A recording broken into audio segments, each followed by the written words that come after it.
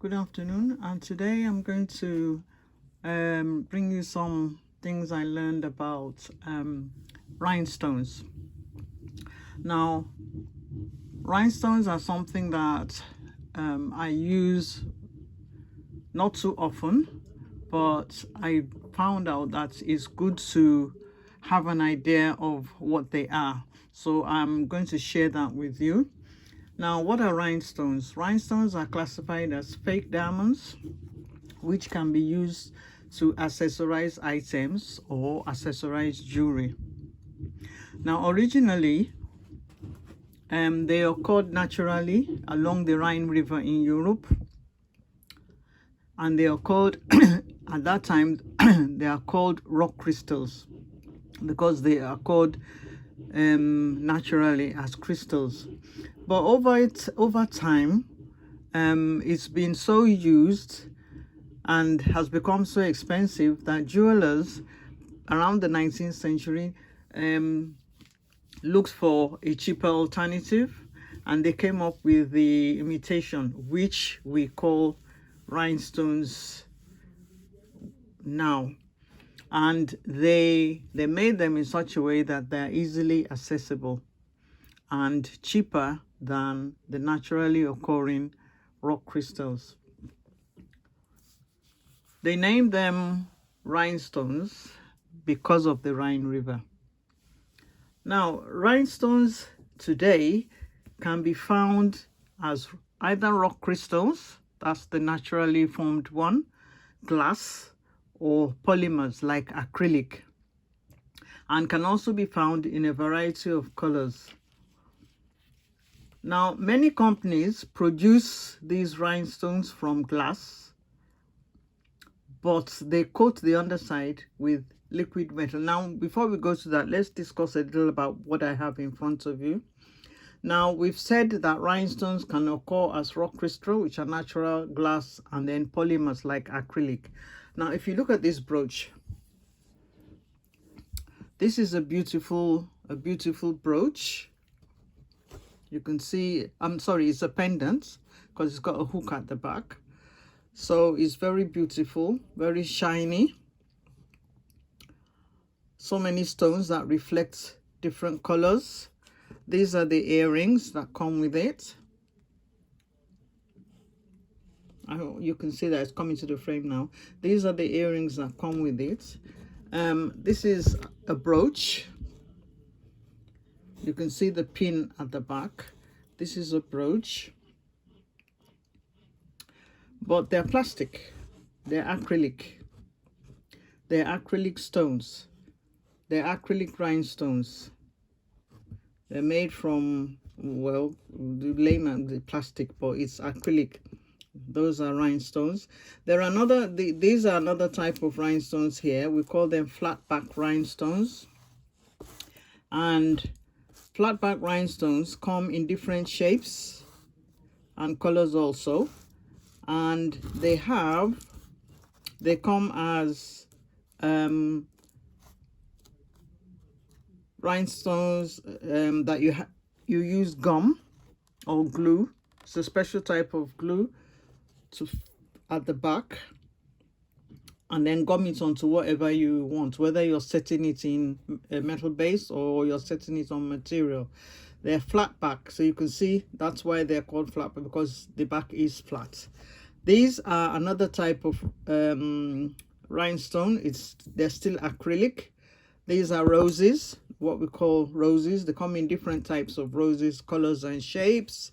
This is a decorative one, a butterfly. This also is another one, but you can see the back here is covered in shiny material. And that there's a use for that, which I'll discuss later. You also have some flat backs that have holes, which you can sew on. And these are another type of flat back crystals. You can see that they've got a shiny back as well. So these are some, and let's go on with what we're discussing. Now, many companies today, they mass produce these rhinestones from glass. and coat the underside in a metal, a shiny metal. So these are acrylic, but they're also coated with the shiny metal, and there's a reason for that. The reason is that the shiny metal gives the shine on the front. When the light bounces on it, it's got so many sides, it gives off a shine, and they do it because they still have the idea that these rhinestones are fake diamonds, and so they want the light to reflect more, they want the light to shine more, so they coat the back. You can see this, if you can look at this has also been coated. You can see the tip here, it's also been coated with a silver back. This too, you can see, has been coated. You can see the edges there, it's been coated with a silver back, but this is glass. This is glass. This too is another type of rhinestone, but it's not been coated at the back, and it's also got a pointed back. We'll come to that later as well. Now, when the companies use glass, whatever they produce is glass crystal, but if they add lead into the mix of the glass, then we've got lead crystal. In the US, you must have at least 1% lead in the glass mixture for it to be called a crystal. In Europe, it must be at least 4% for it to be called a crystal. So you can see now that different types of crystals, different types of rhinestones are going to have different prices. Some are going to be more expensive than the other. So this means that the crystal rhinestones are more expensive than glass rhinestones, and in turn more expensive than acrylic. So the crystal rhinestones will be harder than glass because they've got lead in them. They will also be denser. The most famous one that I know are Swarovski crystals and Preciosa. Swarovski are from Austria, and Preciosa are from Czech Republic. Those are the most famous and I think expensive ones that I know. Now, if you are going into rhinestone jewelry making, because it's a craft on its own, you need to know about the material they are made from, whether they're made from acrylic or they're made from glass, or they're real glass crystal or from lead crystal. You need to know that. You need to know the styles of the rhinestones. That is maybe roses, flat back, hot fix, because there are some where you use it's a type of gun that you use a hot glue to fix it on. There are some that use claws, like the one in this shoe, this slipper I mean. If you look at these rhinestones, they've got points here. Those are claws. And if you look at the back too, there's a point there where it's claws into the material. So you use this type of rhinestones on material or clothes. You've also got these ones. These are very cheap ones. You can see they come with the gum at the back already, so you can just stick them onto whatever you want, and they come in different colors. You need to know what type of facets they have, whether they have, like this one has so many facets, so that when the light shines on it, it shines in different direction. Like Swarovski crystal, they don't have less than 14 facets on it.